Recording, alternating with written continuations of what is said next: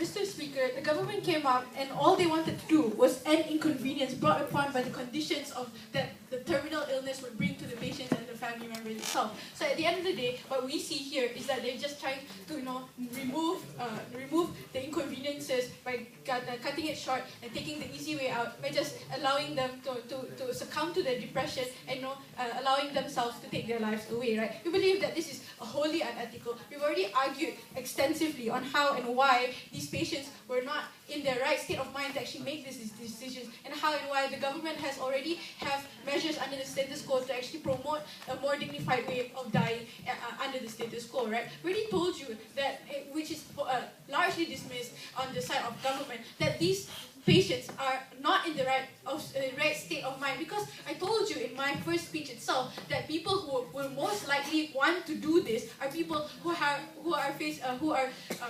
under depression, or under the condition of hopelessness, under the pressure of the amount of bad situations that are happening to this person. Right? We believe that under these pressures, they are not brought up, they are not considered to be in the right state of mind to actually make a decision important enough regarding their life. I already told you this, and they largely dismissed this point, and therefore there is no person who actually is eligible enough to actually decide on whether this patient should live or not. I already told you in my first speech as well that these inconveniences are just life challenges. It's something that everybody has to go through anyway.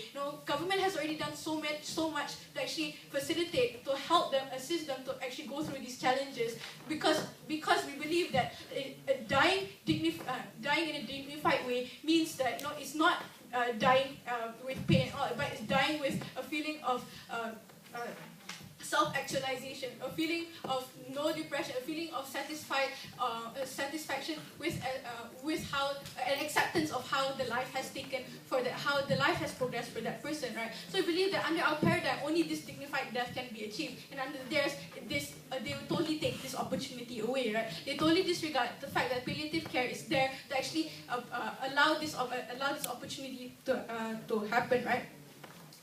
So the government is just succumbing and agreeing with the patient to actually just give up on life. Their idea on the value of life itself is already so degrading, because under their paradigm, they perpetuate the stigma of how terminal illness, the difficulties, the harshness of the situation itself is such a burden that stigma is propagated under their paradigm, and thus the easiest way to remove this kind of thing is not the course of action that should be taken to deal with it is actually to just end it and not face it head on like a man, right? So I believe that this abuse of policy will actually perpetuate this kind of stigmatization instead of accepting life as it should be. So my teammates have talked about how the roles